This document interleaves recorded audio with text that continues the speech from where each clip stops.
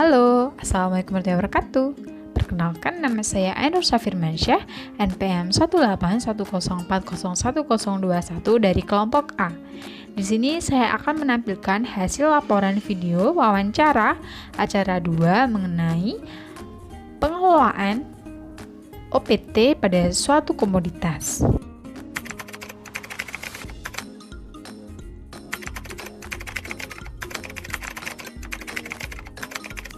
Yang pertama adalah persiapan media tanam dengan cara menyiapkan tanah minimal 2 minggu sebelum penanaman. Selanjutnya, tanah dibajak dengan tujuan untuk mengemburkan tanah. Selanjutnya, diberi pengairan dengan ketinggian kurang lebih 10 cm.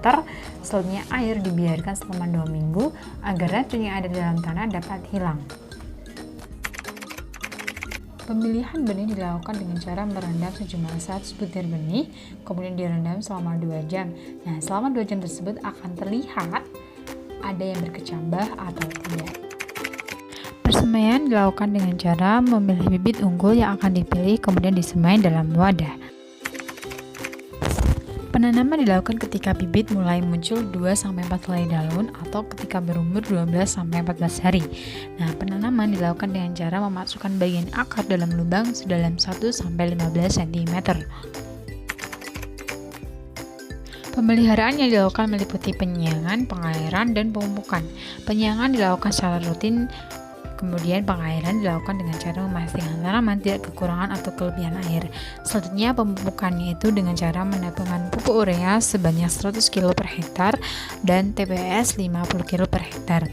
Kemudian pemupukan selanjutnya itu dilakukan setelah 25 hari atau 30 hari setelah penanaman. Dikarenakan ada beberapa kendala, jadi yang dapat saya record adalah mengenai pengendalian hama dan penyakit saja. Ibu sedang membudidayakan tanaman apa ya? Padi. Oh, jenisnya apa? IR Oh, iya, nampat ya? IR nampat. Oh, iya. Terus apakah ada hama yang menyerang atau penyakit yang menyerang begitu? Oh iya ada. Apa saja hamanya? Tikus. Ya. Tikus itu memakan tanaman padi. Ya, kemudian? Yang keong itu merusak tanaman.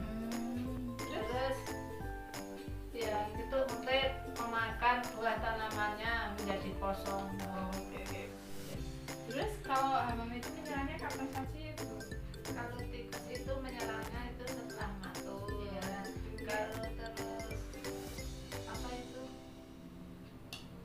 Rumpret? Emprit itu Pas cuacanya panas ya? cuacanya panas. Terus kalau itu yang satu keong. Keong itu setelah tandur itu ya. Oh, iya. Terus yang satunya itu ada kalau sakit itu pas kuncupnya itu ya. Kalau sakit pas tutupnya tanaman. Cara pengendaliannya bagaimana ya, Bu?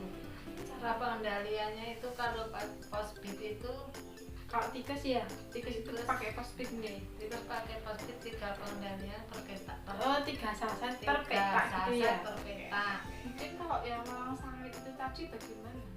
Kalau walang sangit dikasih obatnya per apa itu? 2 botol Obat apa itu ya? obat Apisol. Kalau burung empret bagaimana ya? Kalau burung empret burung empret obatnya Abarsol sama Sabun. Oke. Terus untuk tadi Bu yang keongnya itu bagaimana? Kalau yang keong prosesnya harus diambili pakai tangan itu. Pakai alat itu nggih. Nggih. Kalau untuk jumlah kerusakannya bagaimana? Kalau tikus sepertiga% ya. Terus kalau yang itu tadi itu yang tikus. Yang tikus 50% sampai 70%. Oh iya. Kalau yang itu keong. Yang keong itu sama seperti itu 50%. Kalau yang satunya lagi itu berarti yang walang sangit. Kalau sakit juga sama. Oke. 50%. Terus kalau penyakitnya itu yang menyerang apa aja ya? Kalau apa itu blast Itu merusak apa?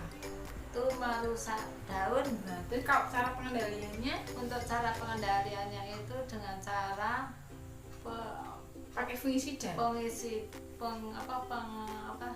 Fungisida. fungisida Ya. Femisida jenisnya Viradium. Oh, Viradium itu nggak ada. Binomin. Oh, Binomin. Itu ya Binomin. Terus penyakitnya yang selanjutnya apa aja ya? Penyakit itu tunggul yang menjadi tanamannya menjadi kerdil. Terus pengendaliannya bagaimana? Pengendaliannya untuk menggunakan jenis tanaman tahan. Oh, itu saja ya? Iya. Terus penyakitnya ada lagi tidak, Bu? Masih ada. Apa ini? Itu yang menjadi busuk batang. Oh, iya. Terus tanamannya itu menjadi rebah. Mungkin kalau dari saya hama sama penyakitnya sudah cukup mengenai tanaman tadi. Yang pertama ialah tikus, ada hama yang sudah dikendalikan. Yang kedua adalah kebutuhan pupuk yang sangat dibutuhkan pemerintah. Dan yang ketiga adalah hama dan penyakit itu rentan terhadap pestisida karena ketika telah diberikan itu hama dan penyakitnya itu akan kembali lagi. Nah, kemudian untuk pengendalian OPT yang telah saya sharing berdasarkan permasalahan dan keluhan yang dihadapi oleh petani, yang pertama sebaiknya mengetahui terlebih dahulu bagaimana kelemahan tikus sehingga tikus tidak dapat menyerang petani, karena petani dapat mengetahui bagaimana kelemahan tikus sendiri. Kemudian yang kedua adalah pemerintah mempermudah memperoleh pupuk karena masyarakat yang khususnya petani sangat membutuhkan pupuk tersebut, di mana dalam pembudidaya itu sangat perlu diperlukan ada suatu pupuk. Kemudian yang ketiga adalah penyemprotan atau pemberian dosis itu sebaiknya tepat ukuran, waktu, sasaran, dan penggunaan sehingga hama dan penyakit akan lebih mudah musnah. Jika tidak tepat atau berlebihan ataupun kekurangan, maka hama akan menjadi rentan.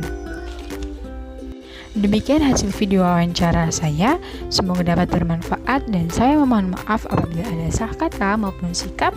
Sampai jumpa. Saya Heri, wassalamualaikum warahmatullahi wabarakatuh.